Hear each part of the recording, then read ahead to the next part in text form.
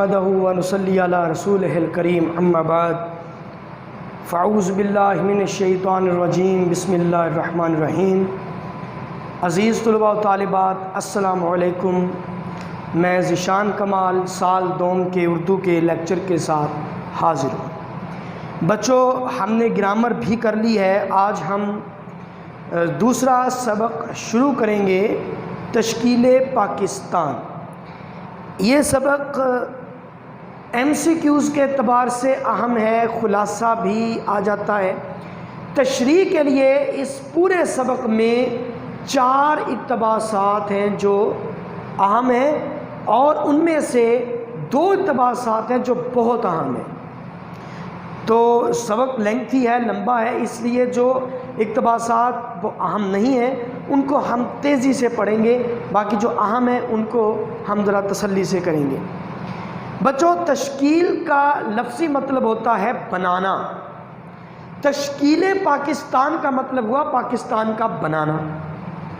تو پاکستان کیسے بنا؟ یہ تاریخ تو بہت دلچسپ ہے، لیکن مصنف نے اس کی دلچسپی کو قائم رکھتے ہوئے اختصار سے تاریخ بیان کی ہے اس سبق میں، اور میاں بشیر احمد کا لکھا ہوا یہ مضمون ہے۔ تاریخ پاکستان کے اعتبار سے یہ مضمون ہے تشکیل پاکستان۔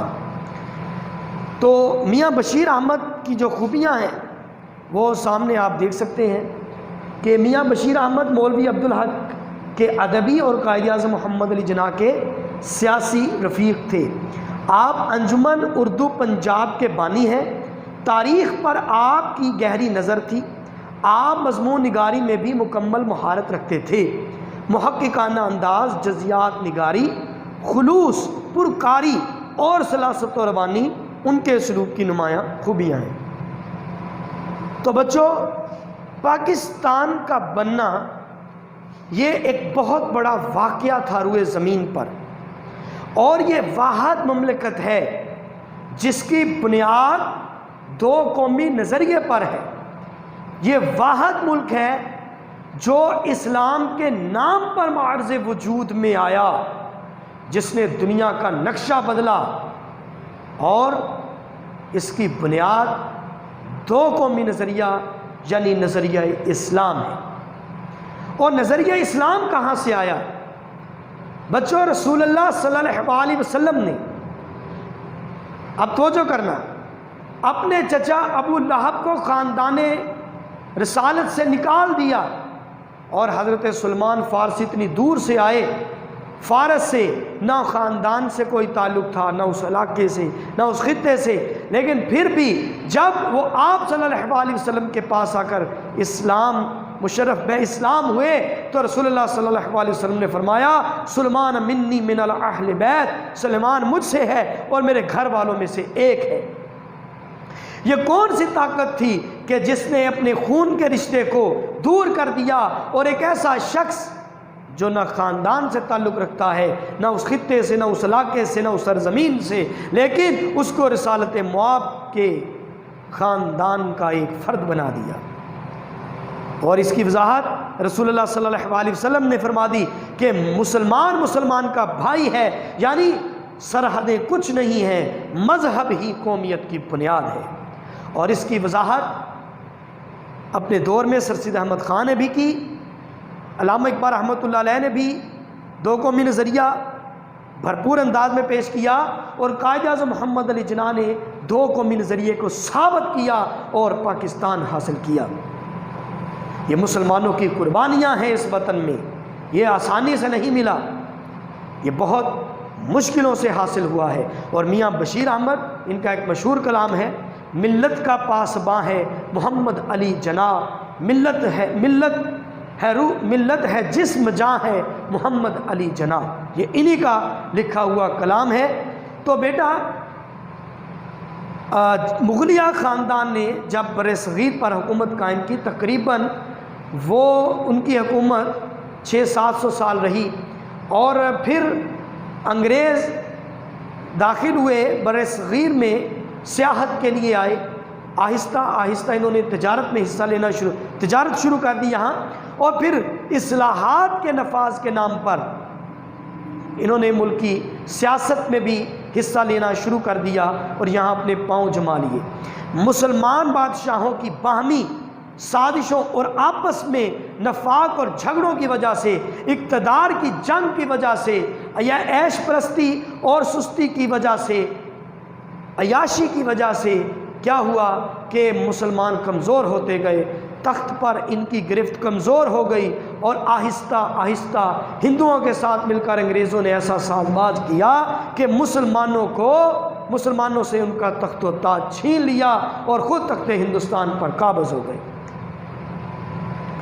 تو یہاں سے پھر کہانی شروع ہوتی ہے جنگ آزادی جو لڑی گئی، اور پھر جنگ آزادی کے بعد جنگ آزادی کا ہارنا، شکست ہونا اس میں، پھر مسلمانوں کا مکمل طور پر مغلوب ہو جانا، پھر سیاسی کوششیں، اور پھر قائد اعظم اور علامہ اقبال رحمۃ اللہ علیہ کا آنا، یہ سارے واقعات جو ہیں یہ اختصار کے ساتھ اس سبق میں بیان کیے گئے ہیں۔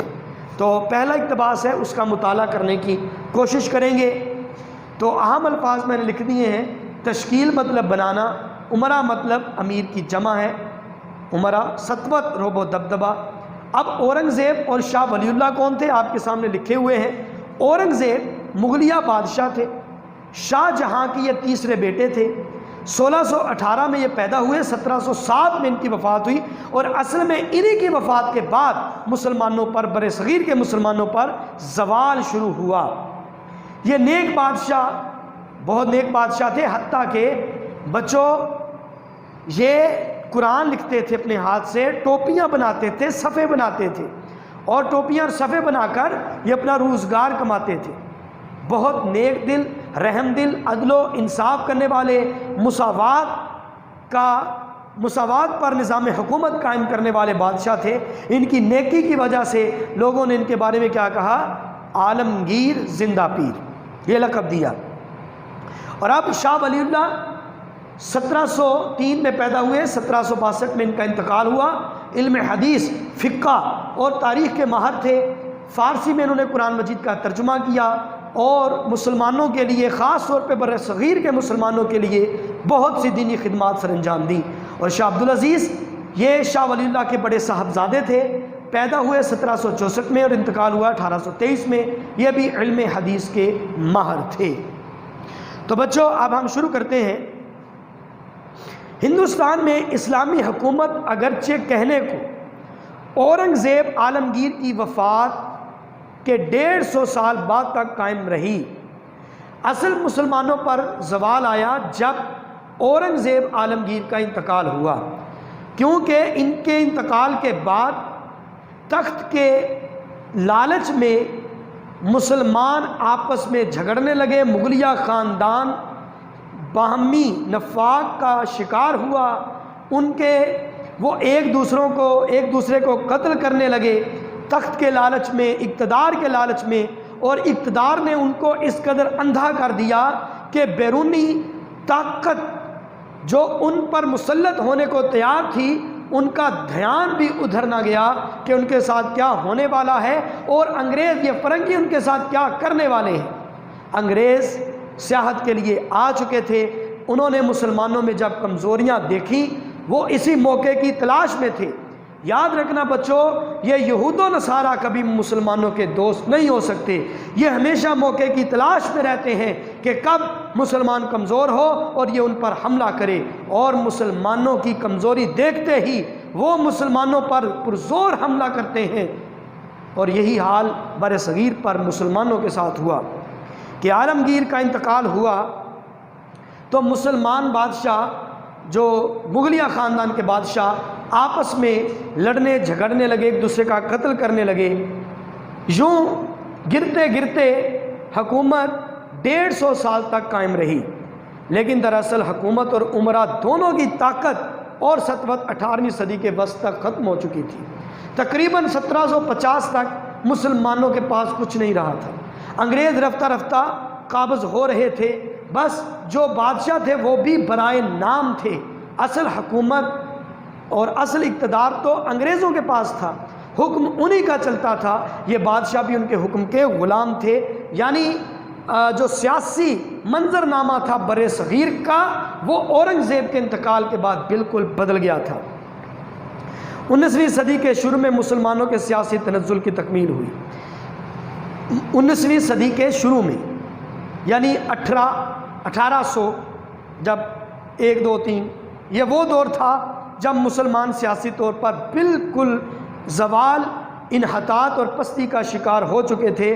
اب ان کے پاس کچھ نہیں رہا تھا۔ 2-4 علاقے تھے جو ابھی مسلمانوں کے پاس تھے، لیکن وہ بھی اس قدر کمزور تھے کہ اب مسلمان ان پر بھی اپنے اقتدار کا دعویٰ نہیں کر سکتے تھے۔ تو بچوں یاد رکھنا کہ مسلمانوں پر یہ زوال آیا انہوں نے اپنی روایات سے منہ پھیر لیا، انہوں نے اپنے پرکھوں کی روایات کو ترک کر دیا، اپنے آباء و اجداد کے کردار کو فراموش کر دیا۔ حقیقت خرافات میں کھو گئی، یہ امت روایات میں کھو گئی۔ جب کسی امت میں خرافات اور غلط روایات جنم لیتی ہیں تو وہ قوم تباہ و برباد ہو جاتی ہے، اور مسلمانوں کی تباہی کی بڑی وجہ یہی تھی کہ انہوں نے اسلام اور اسلامی اقتدار کو، اسلامی احیاء کو پس پشت ڈال دیا تھا۔ تو بچوں 1803 میں انگریز دلی میں داخل ہوئے۔ یہ سوال بہت عام MCQs پیپر میں آتا ہے۔ لیکن اسی زمانے میں بعض افراد کے دل میں مذہبی احیاء اور معاشرتی اصلاح کا خیال، اس دور میں کچھ لوگ ایسے پیدا ہوئے جن کے دل میں یہ خیال پیدا ہوا کہ مسلمانوں کو ان کی عظمت رفتہ یاد دلائی جائے، ان کی دولت گمگشتہ کی یاد دلائی جائے، ان کو مذہبی اقتدار اور مذہبی اقدار کی طرف راغب کیا جائے، ان کو دین کی تعلیم دی جائے، کیونکہ دین ہی واحد سہارا ہے مسلمانوں کا۔ تو ان لوگوں میں جنہوں نے مسلمانوں کی معاشرتی، تہذیبی، مذہبی اور سیاسی اصلاح کرنے کی کوشش کی، ان میں شاہ ولی اللہ اور شاہ عبد العزیز تھے۔ شاہ ولی اللہ کے بارے میں میں نے آپ کو بتایا کہ انہوں نے فقہ اور علم حدیث پر بے شمار کتابیں لکھیں، اور شاہ عبد العزیز نے انہوں نے تقریباً 6-7 سال علم حدیث لوگوں تک پہنچایا، لوگوں کو تعلیم دی۔ یہ بہت بڑے محدث تھے۔ انہوں نے مسلمانوں کو علم کی طرف بلانے اور مذہب سے واقفیت پیدا کرنے کی کوشش کی، مسلمانوں کے اندر دین سے محبت کا جذبہ پیدا کرنے کی کوشش کی، اور مسلمان چونکہ ہندوؤں کے ساتھ رہتے تھے اس لیے بہت سی عادتیں جو ہندوؤں میں تھیں وہ مسلمانوں میں آ چکی تھیں، بہت سی معاشرتی چیزیں جو ہندوؤں میں تھیں وہ مسلمانوں میں آ چکی تھیں، اور حتیٰ کہ مسلمانوں کی مذہبی رسومات وہ مسلمانوں میں روایات، ثقافت اور کلچر کے نام پر، روایت، کلچر اور ثقافت کے نام پر وہ مسلمانوں میں داخل ہو چکی تھیں۔ اور آج بھی آپ دیکھ سکتے ہیں بہت سی ہندوؤں کی ایسی مذہبی رسومات ہیں جو رواج کے طور پر، ثقافت کے طور پر ہمارے مسلمانوں میں موجود ہیں، برصغیر کے مسلمانوں میں۔ تو ان عادات کو، ان رسومات کو، ان روایات کو نکالنے کے لیے، مسلمانوں کے دل میں اسلام سے محبت اور اللہ کا عشق پیدا کرنے کے لیے ان بڑے لوگوں نے، ان علمی اور مذہبی شخصیات نے کوشش کی، اور اس کے نتیجے میں کچھ بہتری بھی آئی، کیونکہ وہ یہی سمجھتے تھے کہ جب تک اللہ سے محبت اور عشق کا جذبہ نہیں، اس وقت تک مسلمان کچھ بھی نہیں ہے۔ اور حضرت اقبال نے اس کی وضاحت بڑے خوبصورت انداز میں کی کہ بجھی عشق کی آگ اندھیر ہے، مسلمان نہیں راکھ کا ڈھیر ہے۔ تو بچوں انشاءاللہ یہاں سے آگے ہم پڑھیں گے اگلے لیکچر میں۔ جب تک کے لیے اجازت چاہتا ہوں۔ اللہ امین ناصر، خدا حافظ۔